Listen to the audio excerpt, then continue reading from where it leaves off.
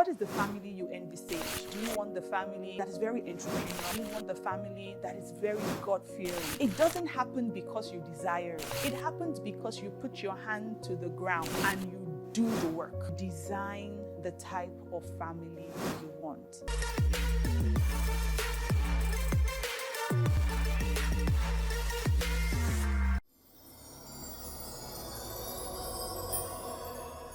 Hi there, my name is Toju Oluwatoyinbo. I'm delighted to be speaking with you today, and I am that relationship coach and marriage counselor you did not know you needed until you watched this video. Before we go further, please do well to subscribe to this channel, follow me on all social media platforms, follow the link you will see around this video. Let's connect, let's have sessions together, let's have chit chats together, and do leave your comments and likes on the video. Agreed? Okay? Thank you in advance. All right, today I want to talk about something very important, especially in the times and the seasons, the generation and the climate that we are in. And there's so many things to be said about this. So many books have been written, so many podcasts have been produced. I know there's a lot of good resources out there, so I'm not saying I'm the alpha and omega or, keynote speaker on this topic. But I just want to share with you 5 things to help you with parenting effectively, whether they're young children, well, especially if they're young children. I'm a mom of young kids myself. My eldest is 9 and my youngest isn't yet 2, all right? And I know maybe many people watching me are in this age bracket as well, but there's some things that apply across the board. If you haven't started, you can start now. If you're doing some, add the others. If you're doing all already, keep going and keep improving. All right, so in no particular order. And again, I'm not saying this is the only way. These are some of the things that have worked for me and a lot of people I know, and so it might work for you as well. Number 1 is very important, especially if you are not yet married, you're still in that courtship phase, or if you're newlyweds. But then again, the next best time to start what you didn't start yesterday is what? Today. Okay, you need to design the type of family you want. And maybe better still, plan your family with the picture God has for you in mind. So what is the family you envisage? Do you want the family that is closely knit? Do you want the family that is very entrepreneurial? Do you want the family that is very God-fearing? It doesn't happen because you desire it. It doesn't happen because you're passionate about it. It doesn't even happen because you came from that kind of family. It happens because you put your hand to the ground and you do the work. So you must design it. Design it with your husband or your husband-to-be. Design it with your wife or your wife-to-be. Where do we see ourselves? What do we want? Because if you don't plan for what you want, things will begin to happen to you by chance. Life will give you when it feels like, and it will not give you when it does not feel like. And you don't want to be held hostage. You don't want to be left to the whims and caprices of life, as the case may be, right? So you need to actually design that life. I tell my couples in counseling, first assignment, people always talk about what's my purpose? Why am I on earth? What am I here for? But do you realize that your family has a purpose? Your family has a why. I don't want to go into the details of that now, but your family has a why. And you can only get to the why if you know the how. So how do we want to get here? Which brings me to number 2. Now that you know what your family is about, now you've designed the kind of life you want, you have that picture in your mind and you and your spouse are in agreement, you need to intentionally begin to craft out ways that practically lead you to that point. Let me use myself as an example because, now me I know, right? It's me that I know, right? So the life my husband and I envisioned was the life that we call intentional parenting. I know intentional parenting is such an easy and a loose phrase that people throw about anyhow these days. But listen to me, intentional parenting takes time, it takes effort, and it takes presence, which you cannot do if you are too busy doing other things. Okay, so my husband and I had decided that we want to be, we still are by God's grace, intentional parents. I was working 9 to 5 or 7 to 6 as the case may be, right? And there was a timeline for that. We were going to work after marriage. I was working before marriage, work after marriage for 3 to 4 years. And after that, We were together. We didn't even have the fullest picture of what I'd be doing when I resigned. But of course, the picture started getting clearer as we inched forward, right? So it was already clear. 3 to 4 years, no more 9 to 5, whether you're doing a business, whether you're just sitting at home, whether you're doing ministry, but you're going to be with the children. We're going to be raising them together. We're going to be doing ministry together, right? And so even before the 3 years was up, we didn't even get to 4 years, I began to see that, no, my kids are growing up. Ministry was growing at the time as well. I needed to be hands-on. I didn't want a case where only teachers or head of school or cleaners were telling me about my kids. I didn't want a case where team members in church were the people that was getting all information about church. And I wanted to be part of the process. And so I resigned and started. I didn't even know I was going to do counseling as a business at the time, or as a business and ministry. Topic for another day. But here I am today, and it fits into that. What do you need to do? Do you need to work remote? Do you need to find a job that is hybrid? Is one person going to be at home, maybe doing a business, and the other person doing the 9 to 5? What is it going to take? At Saturday is going to be no and bed days. It is me and my children days. It is me and my wife. It is me and my husband days. What will it take? Are we going to say, we're not hiring domestic staff, we're only working with family members, so grandmas and aunties and uncles or cousins, whatever? You need to begin to practically craft what will work. Do you want to be living on the mainland and then your children are going to school after the island because that's the school that you believe is best, or maybe societal pressure or whatever? But what does that entail? Your children have to wake up at 4:30 and they're coming back home by 8 p.m. So there's a lot you need to put into consideration to design practically the kind of life you want.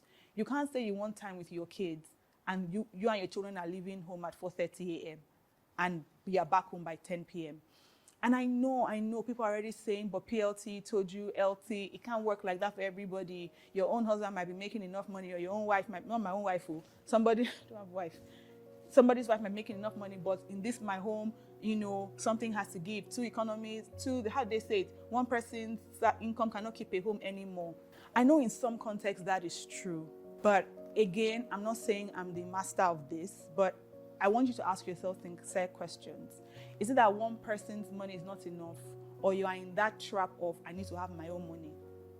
Is it truly that one person's income is not enough, or you are in that trap of, I don't want any man to use my eye to see shege, I have to have my own money? Are you saying to yourself, I'm not the business person, it's 9 to 5, me, I know. Have you tried? Have you thought? Have you expanded your mind? I never knew I could do business. I was a 9 to 5 girl till about 6 years ago now. It's not even, about 6 years ago now.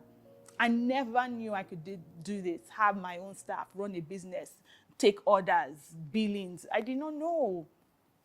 So have you stretched yourself? Is it possible? Think about it. Practically map out what will work for your family. All right. Number 3, very important. You need to share your family's values, routines, and responsibilities with your children as early as possible. A couple of years ago, I was feeling burnt out. I was feeling tired. I was feeling overwhelmed because I'm working, I'm taking care of the kids, I'm doing ministry, trying to do personal development as well. And I was tired. It wasn't back to back, but at some point I'm like, what is happening? What is going on, right? And even till now, I've made a lot of adjustments. And I realized, why am I laying your bed for you? I have domestic staff that comes, but she doesn't come every day.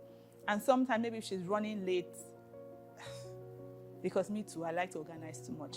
And she's running late and I see the bed unmade, I'll just make the bed. I don't like dishes in my sink, morning, noon, or night. I'm waiting for the staff to come, and if she doesn't come at a certain time, I'm going to do the dishes myself. I've stopped that one now because it was part of the burnout. And then I realized, why am I laying bed for 7-year-olds? Why am I laying bed for an almost 8-year-old? Why am I washing cereal bowl for an almost 8-year-old? And so I started to teach my children as early as possible. Oh yeah, lay your bed, date like this. I did it for them a couple of times and they got it. Tidy your room. You messed it up, you clean it up. I didn't help you to mess it up, so why am I helping you to clean it up? Cereal, only milk is inside. You cannot, you wash it, don't worry, there's oil, we'll wash again tomorrow. It cannot be oil from cereal, but you get my point. Start getting into it early. There are things we've told our children, in this family, we don't do this. We don't watch this. All other children might be playing Roblox. I'm so sorry, my darlings.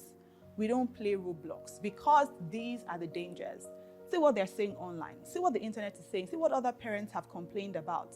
See how children get stuck in addictions. This is why it's scary. This is why it's dangerous. So no Roblox. For now, you can play Mario, you can play Sonic. I haven't seen anything bad in there. If you've seen something bad, please tell me in the comment section. Right? This is what. So it'll be very strange if I get a call from school and they say, oh, my child has a secret room in Roblox. Nah. They'll be hearing my voice and their father's voice in their book. And more so the voice of the Holy Spirit. Okay? So you need to let them know the values and the routine. Because otherwise, you're the one that'll be stressed. And then when your child is 17, they'll be calling you from university that they're about to rusticate your child because of something they didn't learn early. God forbid, jump and pass. So let them know early. If you're a person of faith, like they say, the children can learn songs. They can learn their subjects in school. And some schools are doing 16 subjects in primary school. Why can't they learn a memory verse a week? I heard a man of God say, as we are sitting down to eat, before they start eating, let them roll out 5 verses. Let them roll out 10 verses. Why not? The way my sons come and tell me about soccer players now is amazing. He was asked to one of them was asked to write a biography. You would think he would write about Martin Luther King, but he's writing about, who's that guy? Yamin, Lamar, that guy. Right. That's his biography. He details, facts. I'm like, come off it. You can tell me memory verses. So instill in them those things very early. All right, number 4, pray for them and pray over them. Remember that Jesus got lost because they went to the temple, right? They were going somewhere for a reason. As much as you can plan, you can prepare, you can give information, you can teach them, counsel them, be intentional, know their friends, and all these things are important. I mean, till today, I still check my children's bags randomly. There was a time, I think I've shared this before. My first son was in year 1 at the time, and I was going through his bag just to know what's happening. Not the one that you pick pencil that is not your own. You say, my friend gave me. No, I'm going to call your friend's mom. Do you allow your daughter or your son to share pen? Because that's how stealing starts, right? And I saw a note, I have a crush on you, Carmine. I say, hey, you don't mean it. So of course, a conversation had to happen, right? See, guys, we need to be hands-on with these things. We need to be hands-on. Enough of the same way we say in relationship, don't be asking questions of have you eaten. That's not important, right? So don't just ask, how are you? How was your day? Ask, who was not in school today? Who played with you? Were you upset? Did somebody upset you? Why didn't you finish your lunch today? Did you share your stuff with anybody? Did somebody give you anything today? Ask detailed questions, all right? So pray over them. Even Jesus, who was the Word, was going to temple, all right? So you need to pray over them, speak words. There are things that information will not show you. There are things that research will not show you. There are things that sending your children to the best schools will not help you with. We've heard some very unfortunate incidences about children who have smoked weed, who have been bullied, or who have even committed suicide in the best schools in the country. So there are things that, your best efforts cannot help but prayer. So please be very intentional about praying with your children, praying over them, and also teaching them to pray for themselves. It's not just bless and sanctify this food for Christ's sake, amen, that they should know. They should know how to pray in increasing proportions at different frequencies as they grow and mature. All right, number 5. Speaking about raising your children with your spouse, because I know in this day and time now, there's this debate about the men don't do anything. Whole topic for another day. Men and women are not the same. And so even when it comes to taking care of children or the home, there are things that the man will do, the woman will not do. There are things the woman can do, the man cannot do. Or one person has to learn it, right? It's not always so proportional or equal. But talk to your spouse. Don't assume that he cannot or he will not. Don't assume that she cannot or she will not. They've never done it before does not mean they cannot start today. This is your home we're talking about. This is your future. My husband said something, and it's very true. Your children will not become what they are called to be. They will become what you train them to be. Okay? So you can't leave it in the hands of one person. If it's just the mom taking care of the children, they won't get that spine, the responsibility, the leadership, the identity thing that the father brings. If it's just the dad doing it, they won't get the emotional, nurturing, wholeness, affectionate thing. So it needs to be both of them. So talk to yourselves. What can you do? What can you do? Okay, I can't really do this. Can you help me do this? Okay, can you help me with this week? Can you help me with that next week? Have a conversation. Don't be Superman. Don't be Superwoman. You will burn out. All right? Let your parent, your spouse, your partner be a co-parent as well. Don't let them be a guest in their children's lives. Don't let them play a cameo role or a waka pass role, as the case may be, in their children's lives. No, let them be involved. And because I love you, I'll give you one extra as a bonus. In raising your children, please work well with the support staff. Don't be that parent that is always going to PTA meeting to fight. The teachers are not always wrong. The teachers see your children. There might be some things you have missed, maybe because you're too busy or you haven't been intentional yet, or you just genuinely missed it. Listen to them. Don't take your children's stories hook, line, and sinker. Sometimes these children are scared, so they lie. Sometimes they've been influenced and they tell the wrong narrative, or they tell the teacher's side, they don't tell their own side. Don't be that parent who is always dragging your nanny in front of your children, shouting at the nanny, demeaning your nanny. No. If these parents, adults, teachers are going to work with you, work with them as well. All right, I hope this has helped. I hope this has helped. I look forward to speaking with you more and connecting with you more.